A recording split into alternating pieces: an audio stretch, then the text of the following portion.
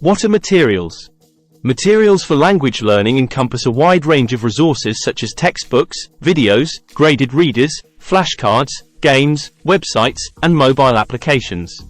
They serve various purposes, including informing learners about the target language, guiding them in practice, providing real-life language experiences, encouraging language use, and facilitating exploration and discovery of language elements. It's preferable that these materials are designed with the learner's perspective in mind, focusing on learning rather than teaching, and fulfilling all these functions effectively.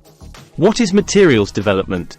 Materials development involves the practical creation, assessment, adaptation, and utilization of resources aimed at aiding language learning.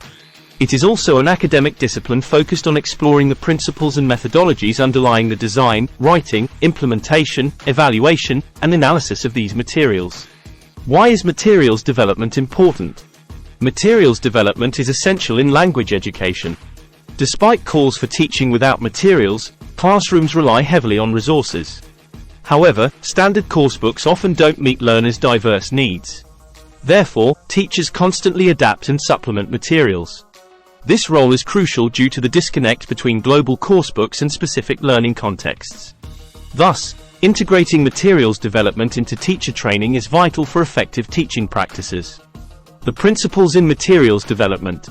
Learner-centeredness. Materials should be designed with the learner's needs, interests, and preferences in mind. They should cater to different learning styles, proficiency levels, and cultural backgrounds. Authenticity. Authentic materials reflect real-world language use, providing learners with exposure to natural language and context.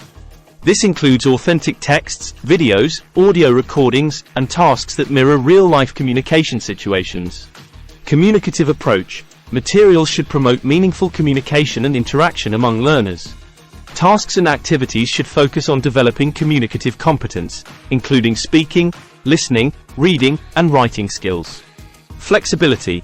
Materials should be adaptable to diverse teaching contexts, allowing teachers to customize them according to the specific needs of their learners and the requirements of their curriculum. Variety and engagement. Materials should offer a variety of content, formats, and activities to maintain learners' interest and motivation. Incorporating multimedia, games, role-plays, and interactive exercises can enhance engagement and participation. Progression and sequencing. Materials should be sequenced logically to scaffold learning and facilitate skill development over time. They should gradually increase in complexity, building on learners' prior knowledge and skills. Assessment and feedback.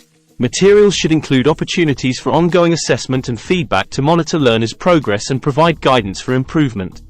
Assessment tasks should align with learning objectives and be integrated into the learning process. Cultural sensitivity. Materials should reflect sensitivity to cultural diversity and avoid stereotypes or biases. They should include content that represents a range of cultures and perspectives, promoting intercultural understanding and respect. Practicality and accessibility. Materials should be user-friendly, easy to access, and practical for both teachers and learners to use. Continuous improvement. Materials should be subject to regular review and revision based on feedback from teachers and learners, as well as changes in educational trends, language research, and technological advancements. The procedures in materials development. Needs analysis. Conducting a thorough needs analysis to identify the learning needs, goals, preferences, and constraints of the target learners and stakeholders. This involves considering factors such as learners' proficiency levels, cultural backgrounds, interests, and learning styles. Setting objectives. Establishing clear and specific learning objectives based on the outcomes of the needs analysis. Objectives should be aligned with curriculum standards, language proficiency frameworks, and learners' needs, ensuring that they address the targeted language skills and competencies. Content selection. Selecting appropriate content and materials that align with the learning objectives and meet the needs and interests of the learners. This may involve choosing authentic texts, multimedia resources, activities, and tasks that facilitate language learning and promote communicative competence. Task design. Designing engaging and meaningful tasks and activities that promote active participation, interaction, and language use. Tasks should be communicative, contextually rich, and scaffolded to support learners' progression and skill development. Material creation or adaptation. Developing or adapting materials based on the selected content and task designs. This may involve writing or editing texts, creating multimedia resources, designing worksheets or handouts, and developing instructional materials such as lesson plans or teacher guides.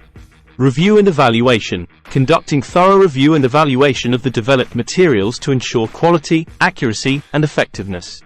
This may involve expert review by peers, educators, or subject matter specialists, as well as pilot testing with target learners to gather feedback and identify areas for improvement.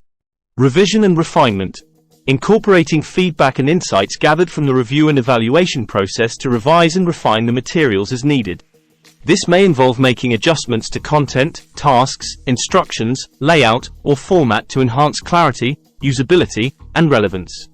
Production and distribution, finalizing the materials for production and distribution, ensuring that they are properly formatted, packaged, and accessible to teachers and learners. This may involve printing physical copies, uploading digital resources to online platforms, or distributing materials through institutional channels. Training and support, providing training and support to teachers and users on how to effectively implement and utilize the materials in instructional settings. This may include conducting workshops, providing guidelines or tutorials, and offering ongoing assistance and professional development opportunities. Monitoring and revision, monitoring the use and impact of the materials in real-world teaching and learning contexts and revising them as necessary based on ongoing feedback, assessment data, and changing needs. Continuous monitoring and revision ensure that materials remain relevant, effective, and responsive to learners' evolving needs and feedback.